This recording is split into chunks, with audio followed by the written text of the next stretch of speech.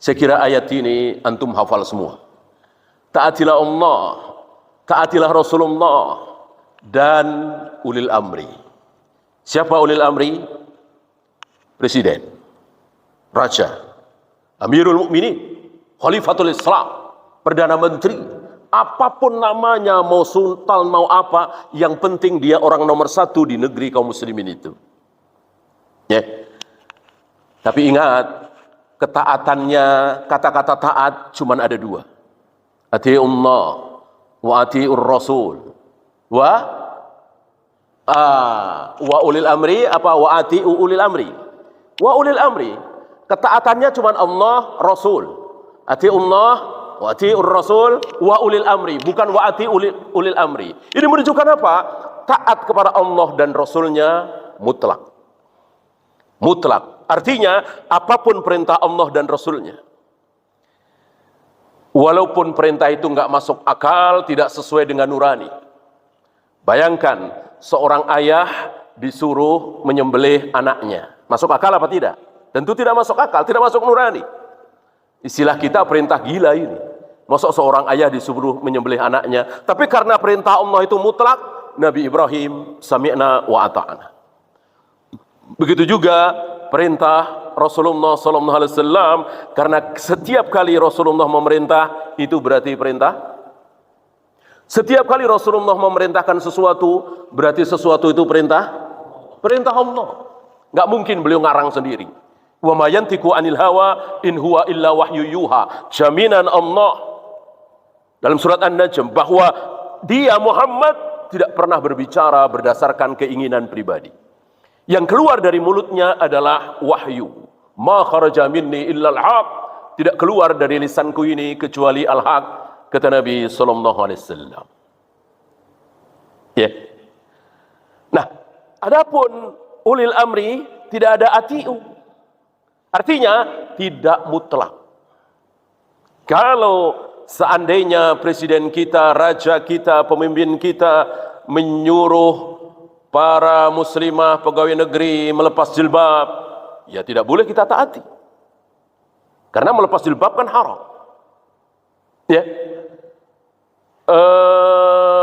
Menyuruh kaum muslimin untuk motong jenggot misalnya, tidak boleh kita taati. Ya. Adapun naik motor pakai helm kemana-mana, bawa KTP, berhenti di lampu merah dan seterusnya, ini semua kan halal. Tidak haram, maka wajib kita taati siapapun dia, siapapun presiden kita, siapapun raja kita, siapapun Amirul Mukminin kita. Jangan melihat orangnya, tapi lihat perintahnya. Lihat perintahnya, jangan lihat orangnya. Walaupun dia ahli maksiat, kan di sepanjang sejarah ada nggak khalifah, pemimpin yang suka minum khamar? Ada nggak? Ada. Bagaimana rakyat? Urusan dia dengan Allah. Urusan dia dengan Allah. Nggak boleh kita, pemimpin kita suka minum khamar, pemimpin kita suka mabuk-mabukan, jangan kita taati. Nggak boleh. Nggak boleh. Antum kenal Hajjaj bin Yusuf? Antum tahu Hajjaj bin Yusuf? Insya Allah tahu ya. Insya Allah antum tahu. Cucu Abu Bakar bernama Abdullah bin Zubair. Anak dari Zubair bin Awam, cucu dari Abu Bakar, anak dari Asma binti Abu Bakar. Ulama besar, Abdullah bin Zubair.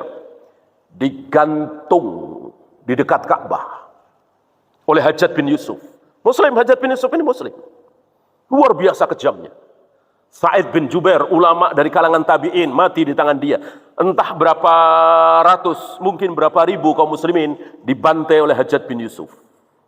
Sampai Hasan Basri, seorang tabi'in besar, mengatakan, seandainya manusia, terutama kaum muslimin di seluruh generasi nanti di hadapan Allah berlomba untuk menyerahkan manusia terdolim di zamannya, kita serahkan nanti Hajjaj bin Yusuf, maka insya Allah kita menang.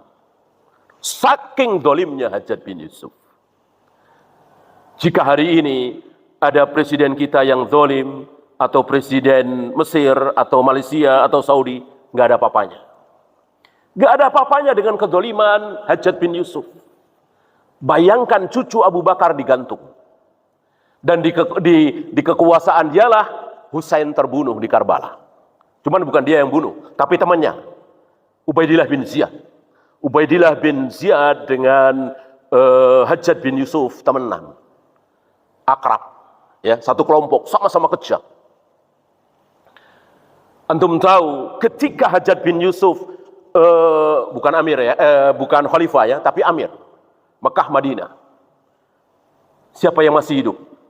Banyak sahabat yang masih hidup. Bertemu antara sahabat dengan tabi'in, manusia-manusia termulia nomor 1 dan nomor 2. Khairun nas qarni, tsummal ladzina yalunahum, tsummal ladzina yalunahum, kata Nabi. Kaum muslimin termulia, kaum muslimin terbaik adalah yang sezaman denganku, sahabat. Kemudian setelah itu tabi'in, kemudian setelah itu atba'ut tabi'in. Nah, ketika Hajjaj bin Yusuf memimpin, itu bertemu antara para rakyat adalah sahabat dengan tabi'in. Manusia-manusia termulia nomor 1 dan nomor 2. Antum lihat sejarah. Antum tanyakan kepada guru-guru sejarah. Adakah sahabat dan tabi'in mendemo Hajjaj bin Yusuf? Keluar ke jalanan teriak-teriak mendemo Hajjaj bin Yusuf? Melawan Hajjaj bin Yusuf? Tidak. Tidak. Ya. Karena apa? Karena ketika seorang penguasa dilawan, digulingkan, ditentang oleh rakyatnya, maka biasanya, setelah pemimpin itu terguling, terjadi kebaikan apa keburukan?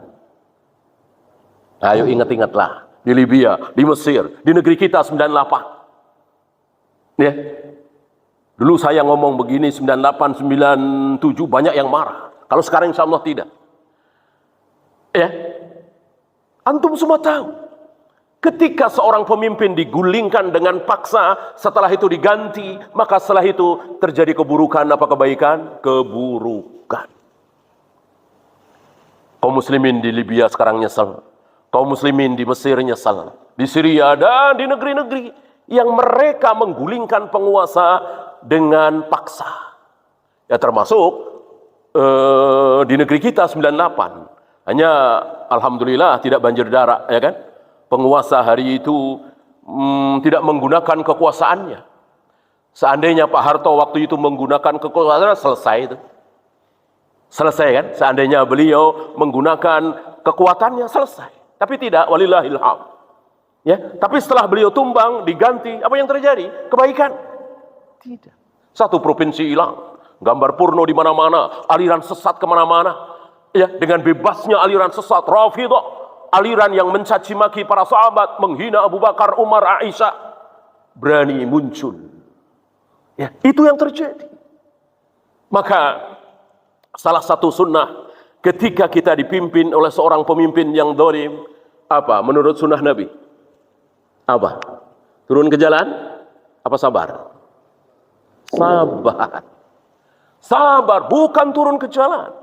Itu sunnahnya Yahudi dan Nasrani. Itu sunnahnya rakyat Prancis. Revolusi Prancis. Itu bukan sunnahnya para sahabat.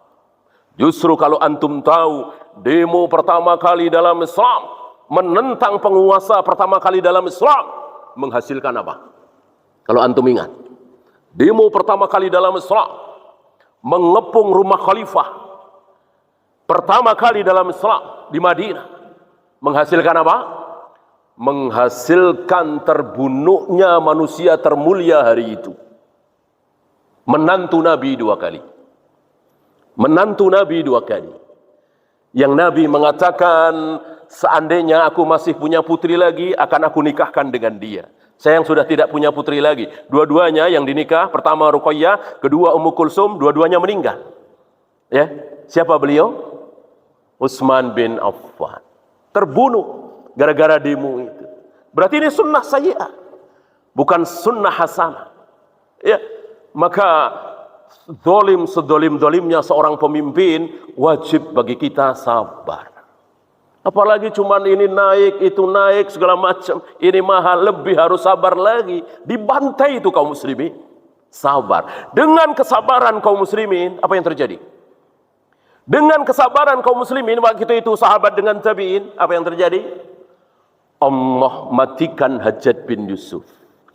Allah berikan hadiah besar kepada kaum muslimin yang sabar. Hadiah berupa Umar bin Abdul Aziz. Umar bin Abdul Aziz. Ya, yang para ulama, sebagian ulama, tidak semua, mengatakan Umar bin Abdul Aziz adalah yang kelima. Ya, yang pertama Abu Bakar, kemudian Umar, kemudian Utsman, kemudian Ali, kemudian yang kelima adalah Umar bin Abdul Aziz. Al-Khulafa Ar-Rasyidin Al-Mahdiyin. Tapi sekali lagi, para ulama belum sepakat. Apakah betul Umar bin Abdul Aziz Al-Khulafa Ar-Rasyidin Al-Mahdiyin yang kelima? Yang terkenal kan, yang tidak ada perselisihan para ulama kan yang empat itu. Abu Bakar, Umar, Utsman, Ali. Ridwanullah alaihim jami'an. Ya, yang ketika beliau memimpin, para amil zakat kebingungan. Para petugas zakat kebingungan. Kebingungan nyari apa? Kebingungan nyari mustahik. Fakir mana, miskin mana, goreng mana, fisabilillah mana, ini malah sulit mendapatkan fakir miskin. Karena saking makmurnya, sementara harta di Baitul Mal bertumpuk-tumpuk. Kemakmuran, kekayaan luar biasa Allah berikan. Ini hadiah dari Allah atas kesabaran kaum muslimin dipimpin oleh pemimpin sedzalim Hajjaj bin Yusuf. Seandainya ya, kan ini ilmiah. Kaum muslimin terutama mahasiswa di 98 itu sabar. Kan luar biasa, dolar naik drastis, rupiah merosot tajam, harga-harga melambung. Seandainya para mahasiswa tahu sunnah, seandainya kaum muslimin sabar, barangkali Allah akan berikan hadiah juga. Ini tidak sabar. Seolah semua kesalahan itu pasti presiden. Ketika terjadi keburukan di satu negeri itu pasti pemimpin. Kita lupa bahwa yang bikin Jepang itu maju, jaya, bagus, rapi, Perdana Menteri Jepang apa rakyatnya? Kalau antum jujur, ya. Yang bikin Jepang maju, hebat, ini masalah dunia ya. Perdana Menteri Jepang apa rakyat Jepang? Rakyat. Coba kalau Perdana Menterinya jujur, amanah, cerdas, tapi rakyatnya pada males, nggak mau ngantri, serobot-serobotan, trotoar diembat, lampu merah tidak dilihat lampunya, dilihat lawannya. Mau kayak apa jujurnya amanah pemimpin bisa apa? Kalau rakyatnya seperti itu, jualan 1 kilo padahal cuma 9 on, 8 on. Itu yang terjadi, malu kita. Kita selalu teriak ini gara-gara pemimpin kita, sementara kita subuh kesiangan mulu, sholat jarang di masjid. Lalu kita berharap seorang pemimpin yang amanah. Padahal Allah katakan, innallaha la yughayyiru ma biqaumin hatta yughayyiru ma bi anfusihim. Allah tidak akan merubah nasib satu bangsa kecuali bangsa itu merubah pemimpinnya apa? Diri mereka. Bukan pemimpinnya. Hatta yughayyiru ma bi anfusihim. Ya, bukan hatta yughayyiru ma bi hukamihim. Sampai mereka mengganti pemimpinnya, enggak, mengganti diri mereka. Mau diganti lagi. Tapi rakyat seperti ini, hobi tidur, malas kerja, korupsi waktu, korupsi uang segala macam. Bisa apa pemimpin?